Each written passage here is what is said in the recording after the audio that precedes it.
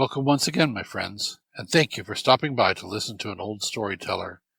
Today we have an American tale, and the title of this story is A Misfit Ghost. Every boy with a knowledge of adventurous literature, otherwise novels of action, knows of the phantom ship, the spook of the high seas. But it has not been known that ships themselves are haunted, and that in the service of the United States Coast Survey there is a vessel now in commission that is by her own officers supposed to be haunted. Yet the Eager, a 140-foot schooner of the Coast Survey, is looked upon in the service as a very undesirable vessel to be aboard of.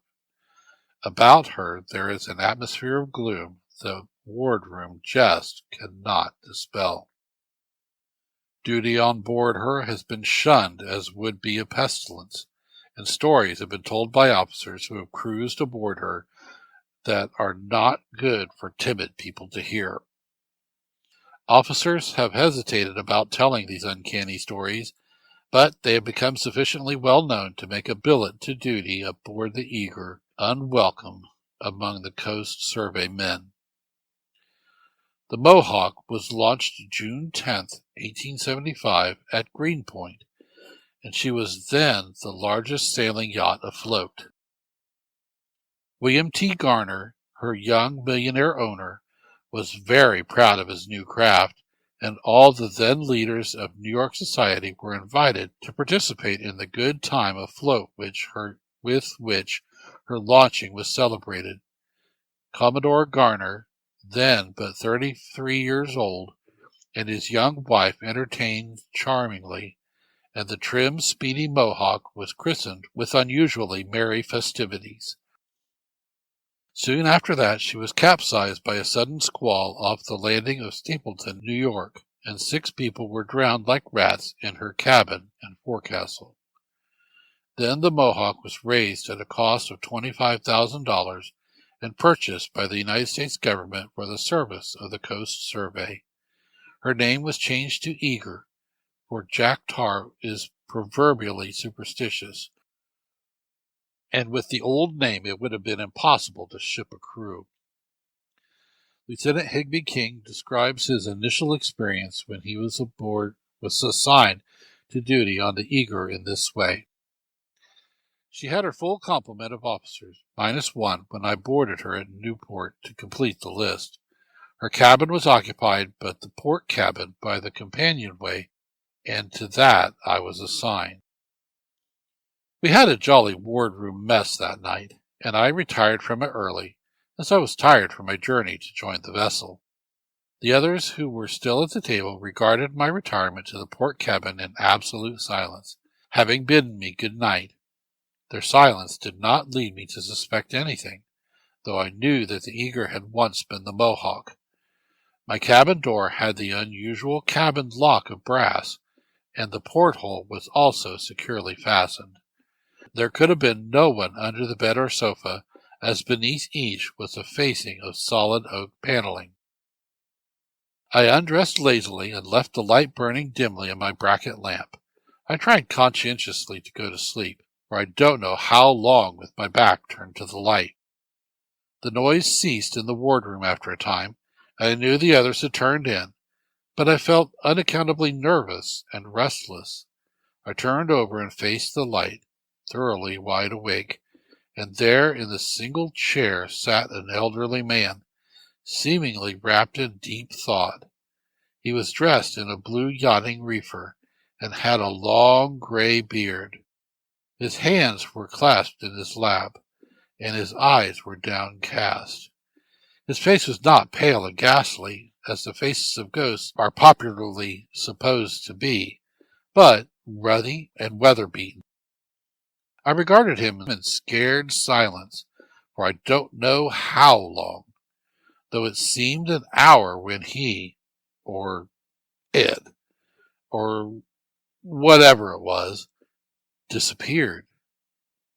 During that time the ghost, and such I now believe it to have been, made not a motion, nor did it say anything. Presently I looked again, and it was gone. At breakfast, the others watched me critically as I took my seat.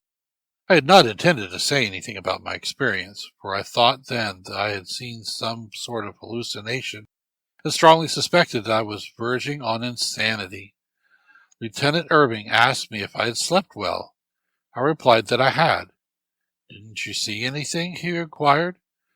I then frankly admitted that I had and described my experience. Then I learned that each one of the 7 others present had tried the port cabin at one time or another, and each had seen the self-same apparition. It had acted in exactly the same way in each case, except in the case of Irving, who shot at it with his pistol, when it immediately disappeared. Some of the others had been led by their curiosity to inquire if anyone lost on the Mohawk resembled the figure, and found that none of the unfortunate ones at all fit the description. It had been dubbed by them the Misfit Ghost. That one experience was enough for me, and after that I, by curiosity, shared the cabin with another fellow. Lieutenant Irving and others corroborate the story of Lieutenant King, and as additional evidence that the Eagle is haunted, Lieutenant Irving describes a New Year's Eve experience of the Eagle's officers that is, to say the least, novel in the way of supernatural manifestation. It was at mess. The first toast, sweethearts and wives, had been drunk, and, as it always is by Yankee soldiers the world over on occasions of festivity, everyone was feeling happy, or, as Thackeray has it, pleasant, when suddenly the sliding doors separating the wardroom from the companionway closed slowly with a loud squeaking noise. They had seldom been closed, and it took the entire strength of a man to start them from their rusty fastenings. Yet upon this occasion it started easily and closed tightly, while the officers jumped to their feet in breathless astonishment. 6 men hauled them open in haste, but not a soul was behind them or anywhere about.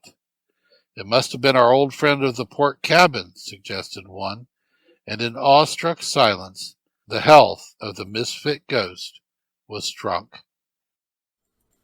Thank you once again for listening to this story. If you enjoyed this story, please press that like button. Also, please help an old storyteller out by subscribing to my channel. The next story will be posted in a few days, so until then, may your story continue to be a good one.